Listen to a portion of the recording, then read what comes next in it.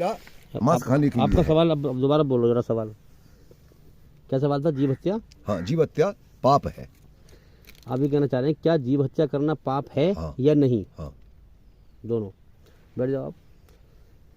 तो इसका जवाब ये है, देखो मैंने पहले भी आपको समझाया था, लेकिन समझना पड़ेगा। देखो ऐसा तो है नहीं हम ईश्वर की दिल से खोज करें, सच और झूठ की तहकीक करें और फिर सच का जब मालूम पड़ जाए तो सच को मान लें।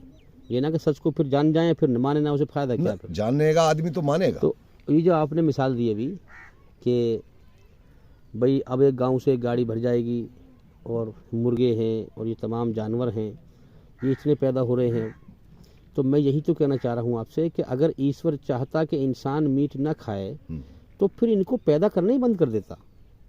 ये एक दलील है बेहतरीन मजबूत इंसान की अकल को समझने के लिए सत्य क्या है। तो ये अब जो जानवर वैसे हैं जैसे ये कुत्ते वगैरह हैं, बिल्ली वगैरह हैं, ये ईश्वर ने खाने के लिए मना किया है। जो जानवर अपवित्र हैं, नापाक हैं, उनको खाने के लिए मना किया है। तो ये जानवर अपनी मौत मरते हैं अगर देखा जाए तो। वैसे तो वो भी अपनी मौत नहीं मरते, लेकिन उसे लोग मुर्गा काटते हैं। ये अपनी मौत वैसे मरते हैं, अपनी तरफ से मरते हैं ये। तो चाहिए तो ये था कि इनका रेवड़ ज़्यादा होता, कुत्तों का रेवड़ ज़्यादा होता, बिल्लियों का रेवड़ ज़्यादा होता, जो जानवर इस्लाम में खाने मना किए गए हैं उनका रेवड़ ज़्यादा होता। लेकिन इसका उल्टा क्यों है कि जो जानवर ईश्वर ने खाने का हुक्म दिया है, बकरी है, भेड़ हैं, मुर्गे हैं, इनका रेवड़ क्यों है इतना? इनका जो रेवड़ है अच्छा जी, वो इतना क्यों है? हाँ। तो इसकी दलील ठोस ये है कि ईश्वर की तरफ से ईश्वर ने जो है कहा है और कि भाई जिसका मन करे वो खाए, जिसका मन ना करे ना खाए। इस्लाम धर्म में मीट खाना कोई ज़रूरी नहीं है। एक मुसलमान बगैर मीट खाकर भी अच्छा मुसलमान बन के रह सकता है। बात समझे?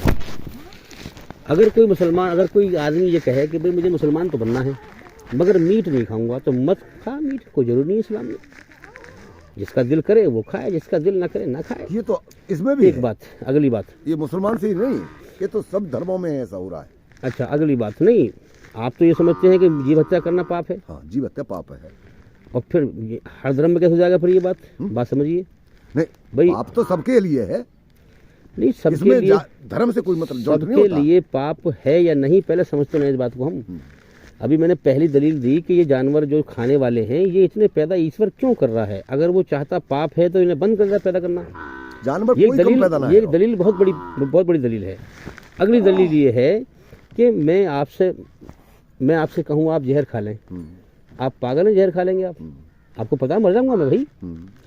इस प्रकार से अगर ईश्वर की तरफ से ये मीट खाना इंसान के लिए जहर होता तो फिर कौन पागल है जो खाता? जहर नहीं है। एक मिनट मेरी बात सुनो। ईश्वर ने हमारा जो पेट का जो पाचन तंत्र है, पचाने वाली और दांत का जो सिस्टम बनाया है, इसमें दो प्रकार की क्षमता रखी है कुदरती एतबार से माँ के पेट से, कि हमारा जो सिस्टम पेट का है ये मीट को भी पचा सकता है और सब्जी को भी पचा सकता है।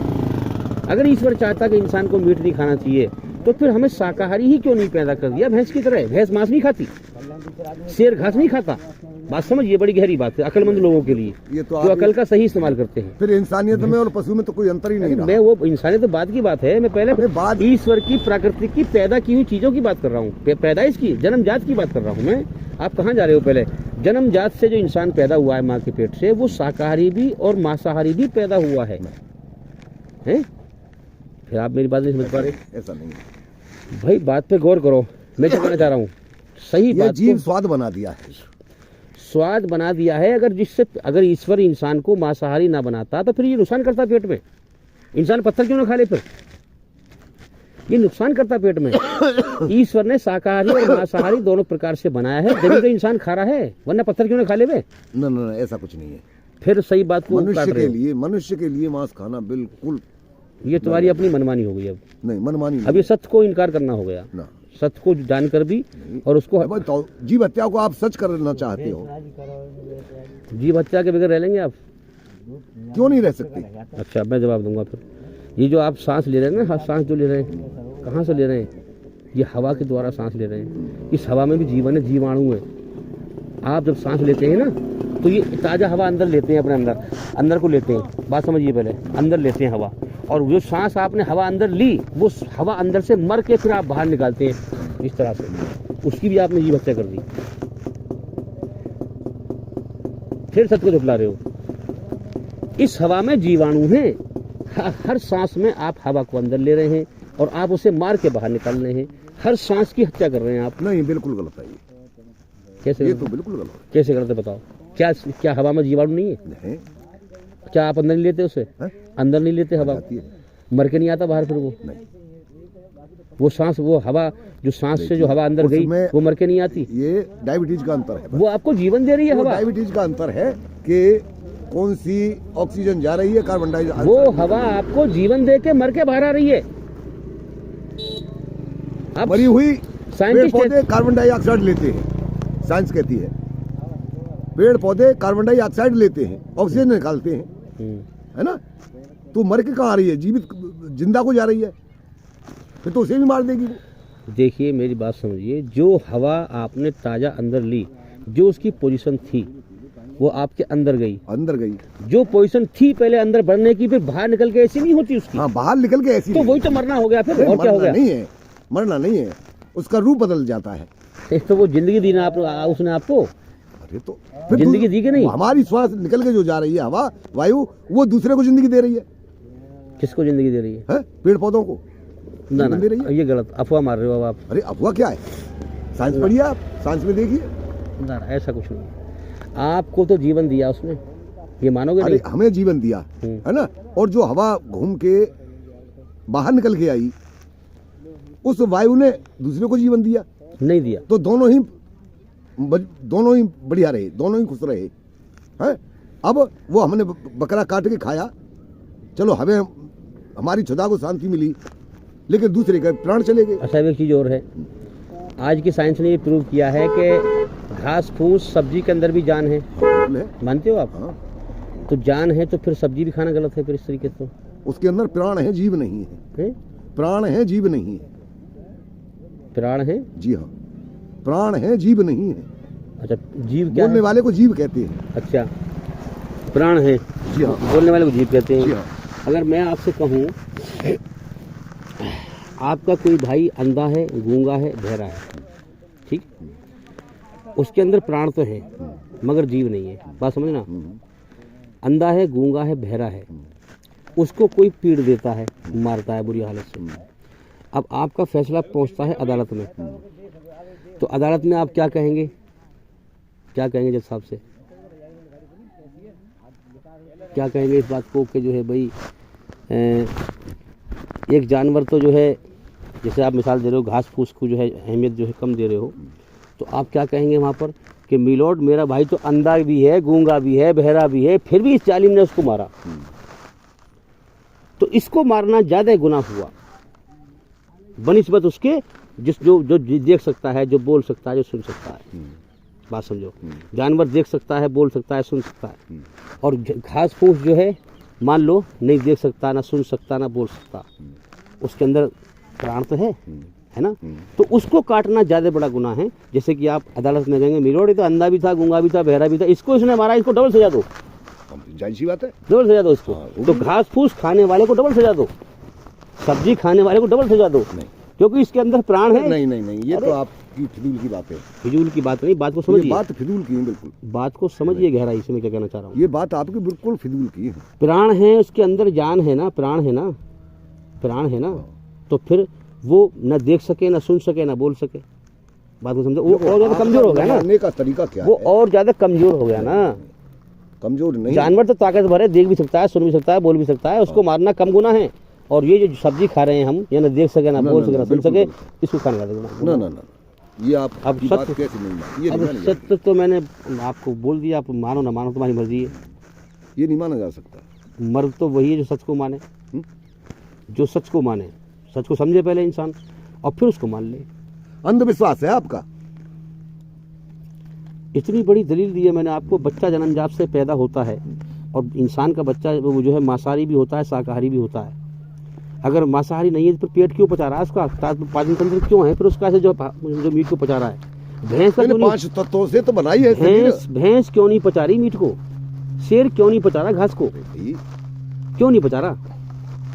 जवाब दो ना मुझे इस चीज अबे का। क्यों का जवाब तो देखो प्रशासन देता है, हमारे पास तो नहीं है। बस तो अब यही बात है, सत्य को समझ तो गए मगर मानना नहीं है, ये जवाब है। नहीं, ये जवाब नहीं है। सत्य को तो मानता है हर इंसान। मैंने क्या कहा, जन्म जात से कौन बच्चा, आदमी ऐसा है जो सत्य को नहीं बच्चा मानता? माँ के, सब बहुत ज्यादा ऐसे ही हैं सारे नहीं इस धरती पे। नहीं, मैं भी किसी आम सत्य इंसान से सभी कहूँ, सभी मानते हैं सत्य को, आम कोई भी बाकी नहीं है। अगर किसी सत्य, से भी मालूम कर ले आप। अगर सत्य को सब मानेंगे तो फिर विवाद क्यों पैदा होगा? विवाद तो जानबूझ कर ये धर्म करा रहे हैं, विवाद अभी तो ये मैं धर्म आपको, करा रहे हैं। अभी मैं इतनी बड़ी दलील दे रहा हूँ आपको कि बच्चा जन्मजात से पैदा अरे हो रहा मैं है, समझ गया हूँ आपकी बात। समझे? इस चीज को तो रिपीट करना ही बेकार है कि ये धर्म जब तक रहेंगे ये, नहीं, तब फिर आप तक जो ये है विवाद ना, खत्म नहीं होगा। फिर आप जो है अकल की पैरवी नहीं कर रहे, फिर जज्बात की पैरवी कर रहे नहीं, हैं। अकल से सच और झूठ को समझने की कोशिश नहीं कर रहे, आप अपने जज्बात की पैरवी कर रहे हैं। नहीं, ये चीज़ ऐसे तो ऐसे ही है। ऐसा नहीं है भैया। तो ये मैंने आपको जवाब दिया, तो इस चीज़ से हम अब समझे। इतिहास इसमें गवाही देता है, जोरावर और वो फतेह सिंह, उनका इतिहास में आया है नाम। अंग्रेजों ने जिंदा चिनवा दिया था दीवार में, जो चीज़ हमने नहीं, लेकिन उन्होंने अपना धर्म नहीं छोड़ा, वो अपने सत्य पे रहे। देखो ऐसा है, जो चीज़ तो हमने, गुलामी का चक्कर है ये, बस एक दूसरे की गुलामी का चक्कर है, ताकत का, मौजूदगी ताकत का इस्तेमाल कर लेता है आदमी। अभी परमात्मा ना करे मैं अकेला फंस गया कहीं, चल रहे हैं तो अकेले को जान करके बस्ती हावी हो जाए, मोहल्ला हावी हो जाए। वो तो एक बुराई की बात है, उससे क्या मतलब है उस चीज़ का? सत्य को समझने के लिए ईश्वर का मार्ग क्या है, सही धर्म क्या है, वो एक सभी बात- जानते हैं। वो एक बात अलग है। वो सभी जानते हैं, A to Z, कोई भी वंचित नहीं है इससे। नमाज का टाइम होता है तो कितनी बड़ी भीड़ होती है, उस वक्त कितनी बड़ी भीड़ हो जाती है। जैसे कामर का समय आता है तो देखा रोड क्रॉस नहीं कर सकते, इतनी बड़ी भीड़ हो जाती है। सत्यता को न जानते तो क्या ये भीड़ हो जाती?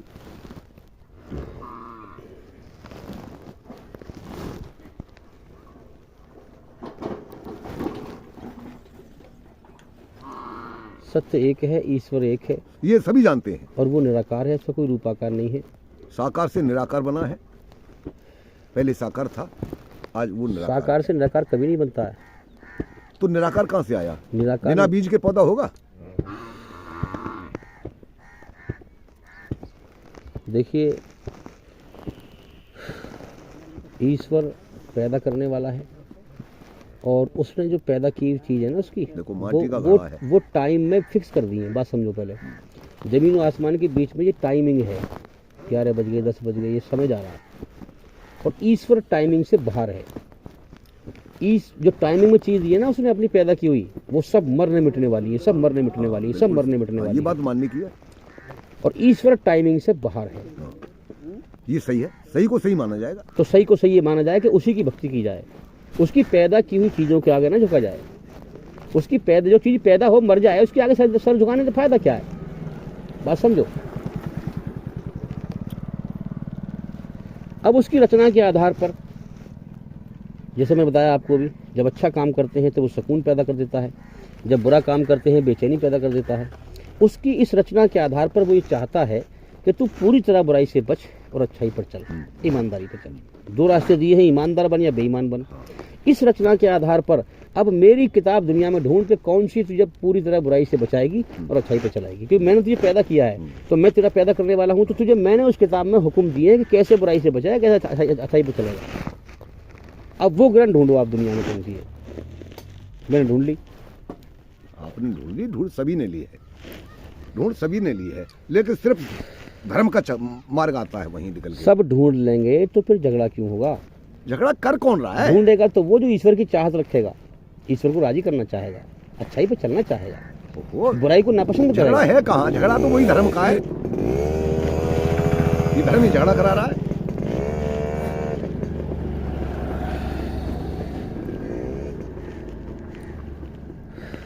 उस धर्म का बहुमत हो गया, उसने काबू पा लिया, उस धर्म का बहुमत हो गया, उसने काबू पा लिया। ये हो रहा है।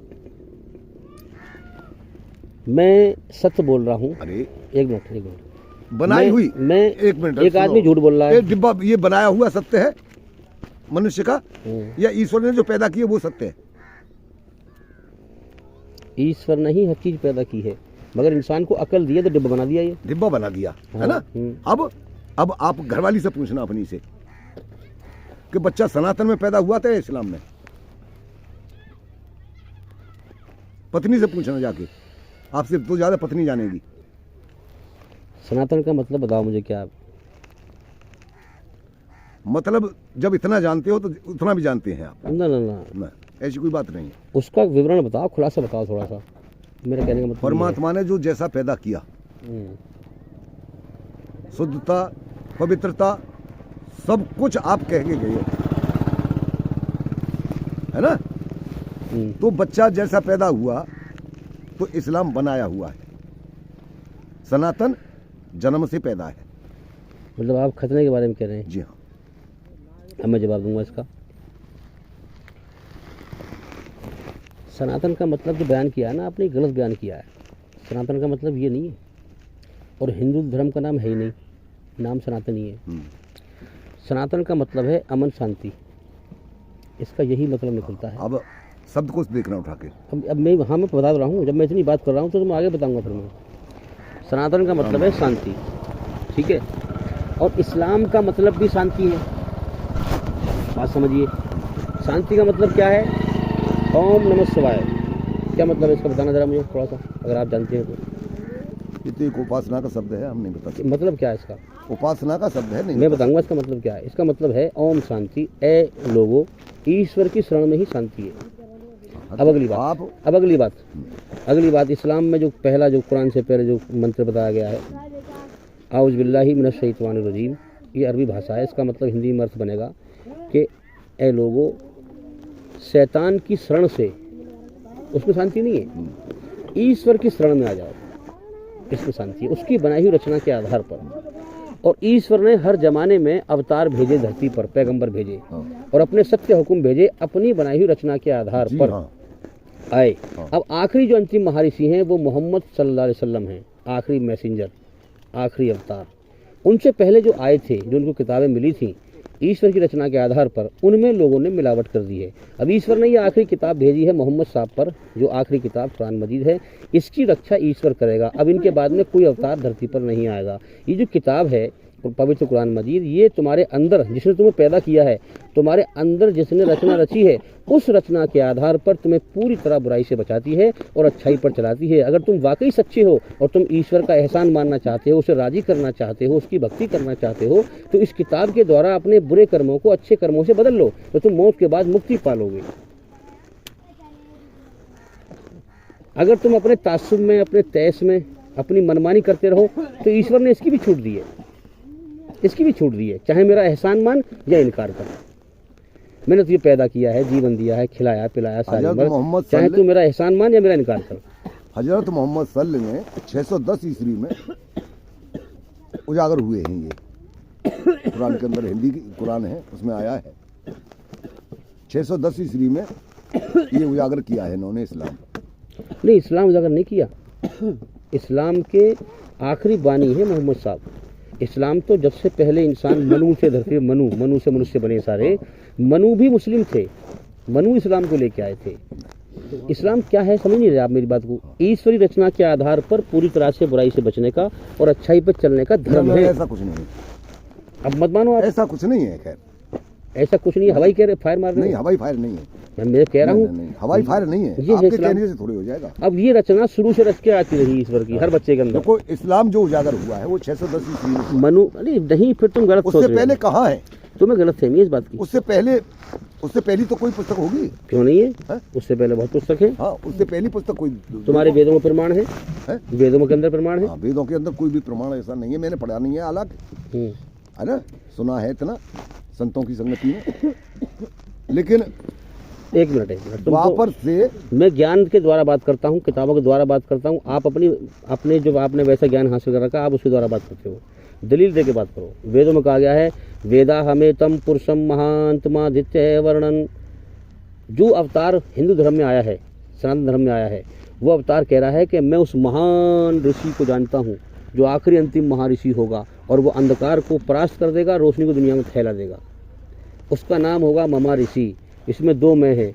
एक मैं का मतलब है मोहम्मद साहब, मोहम्मद सल्लल्लाहु अलैहि वसल्लम। दूसरी मैं का मतलब है महान ऋषि होगा जिसको ईश्वर भेजेगा। और वो पैदा होगा, एक मिनट, वो पैदा होगा संभाला में। संभाला का मतलब जानते हो क्या है? अमन की जगह, शांति की जगह। तो अब मुसलमान जो है काबा जहाँ पर है मक्के में, उसे कहते हैं दारुल अमन, शांति की जगह। और काबा जो है दुनिया के बीचों बीच सेंटर में है बिल्कुल। और उसकी माँ का नाम होगा सुमति। हिंदू धर्म में लिखा है सुमति। सुमति का मतलब क्या है? शांति रखने वाली औरत। जब हम मोहम्मद साहब की माँ का नाम का मतलब समझते हैं तो उनकी माँ का नाम है आमना। आमना का मतलब अमन शांति वाली औरत। उसके बाप का नाम होगा विष्णु यास। विष्णु का मतलब क्या है? पालनहार, ईश्वर, पालने वाला। यास का मतलब उसका पैदा किया हुआ इंसान। और जब हम तहकीक करते हैं, एक मिनट, जब हम तहकीक करते हैं तो मोहम्मद साहब के पिता का नाम था अब्दुल्ला, जिसका मतलब है अल्लाह का पैदा किया हुआ इंसान, अल्लाह का बंदा। वो जो अंतिम महाऋषि आएगा उसके 60,000 दुश्मन होंगे, हिंदू धर्म में लिखा हुआ है। जब हम तहकीक करते हैं मोहम्मद साहब की, जब मोहम्मद साहब ने एक ईश्वर का ऐलान किया, ला इलाहा इल्लल्लाह, ए लोगों एक ईश्वर के सिवा कोई पूजा के योग्य नहीं है। लोगों ने मूर्तियाँ बना रखी थी, लोगों ने भी खुदा की पैदा की हुई चीज़ों की पूजा कर रहे थे, धरती में फसाद फैला हुआ था, कत्लो गारत फैली हुई थी। उन्होंने एक ईश्वर का पैगाम दिया कि उसकी बनाई हुई रचना के आधार पर जीवन जियो और एक ईश्वर है, उसके सिवा किसी की भक्ति ना करो। तो सारी 60,000 की जो आबादी थी ना वहाँ, सगर के पुत्र थे वो, जो 60,000 सगर के पुत्र थे। एक मिनट मेरी बात सुनो। 60,000 की जो आबादी थी वहाँ पे, वो सब उनकी दुश्मन बन गई। जो लिखा हुआ है किताब में, हिंदू धर्म में, कि 60,000 उनके दुश्मन होंगे। और फिर आगे लिखा है 20 बादशाहों से वो जंग करेगा, बुराई को मिटाने के लिए, सच्चाई को जिंदा करने के लिए। जब हम तहकीक करते हैं, उस जमाने में मक्के में 20 खलीफा थे, जो बादशाह थे, जो बुराई पे थे, जो मोहम्मद साहब ने उनसे जंग की थी। कितनी भविष्यवाणी है, आप जब तहकीक करेंगे आप चेक तो करो पहले। मोहम्मद साहब इस जिसने सृष्टि रची है, जो ईश्वर है, उसके आखिरी अंतिम महाऋषि हैं, मैसेंजर थे, जो उसकी बनाई हुई रचना के आधार पर ईश्वर का पैगाम लेके आए। उससे राह उसी को मिलेगी जो ईश्वर को राजी करना चाहेगा। जो मनमानी करता रहेगा वो मर जाएगा। सागर में है नहीं, नरक आग में जाएगा। प्रेम सागर में है नहीं। जो ग्रंथ आते हैं, शास्त्र आते हैं, 6 शास्त्र हैं हमारे यहाँ। 6 शास्त्रों में इस्लाम को उजागर किसी भी शास्त्र में नहीं किया है। सबसे बड़े शास्त्र कौन से हैं? कौन से शास्त्र सबसे बड़े हैं? सुख सागर। गलत कह रहे हो।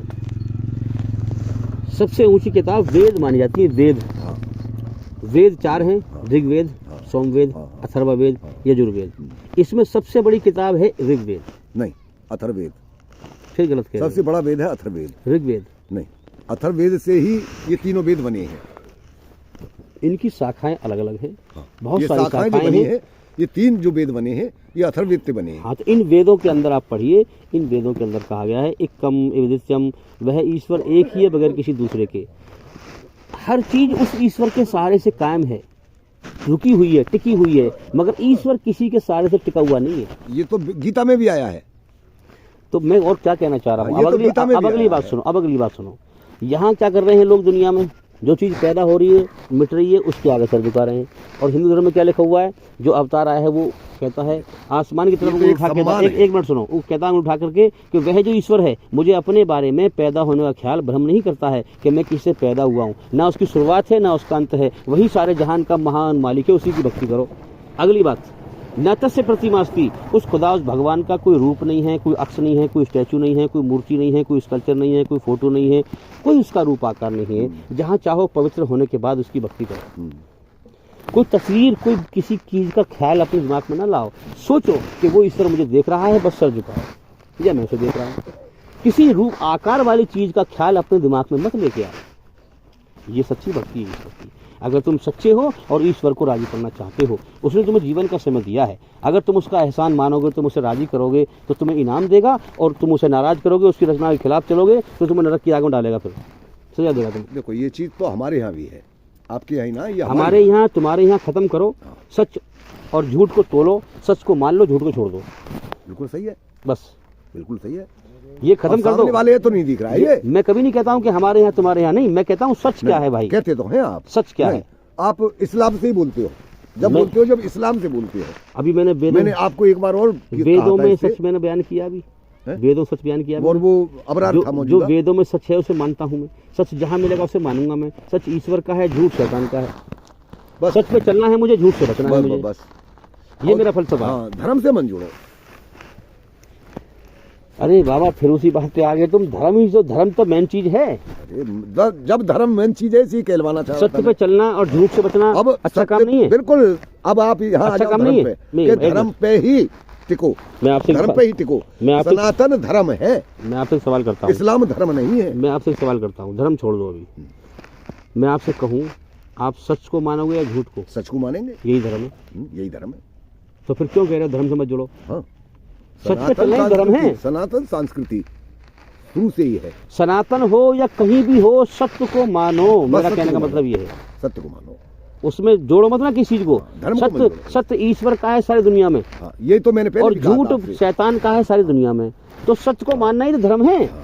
यही है बस। ये तो बात पहले भी कह चुका था मैं। अब इसी सत्य के बारे में मैंने आपसे कहा कि ईश्वर रचना के आधार पर जो धार्मिक किताब हमें पूरी तरह बुराई से बचाती है और अच्छाई पर चलाती है, उस किताब की तलाश करो। हाँ, मैंने एक चीज पुस्तक में ये भी पढ़ लिया था। वो शल्य थे, माधुरी के भाई। माधुरी के भाई थे शल्य, ये कुरुक्षेत्र मैदान में। तो इन शल्य ने इस्लाम की स्थापना की। वो टाइटल बदल दिया था हजरत मोहम्मद शल्य। सल्लल्लाहु अलैहि वसल्लम। अरे मैं तो जो पढ़ा है जी वो बता रहा हूँ। हिंदी की कुरान जो वो पढ़ी है शॉर्ट में लिखा हुआ है, लेकिन पूरा है सल्लल्लाहु अलैहि वसल्लम। तो जो लिखा है आपकी हिंदी की कुरान में, मैंने वो पढ़ा है हजरत मोहम्मद शल्य। तो अब जो है इतनी बातें हमने करी, मैंने आपसे कहा धर्म वो है जो सत्य पे चला है, अधर्म वो है जो रचना के खिलाफ चला है, झूठ पे चला है। ये है सारी बात। बस इसी रचना के आधार पर हमें सच्चे धर्म को पहचानना है, झूठे धर्म से बचना है।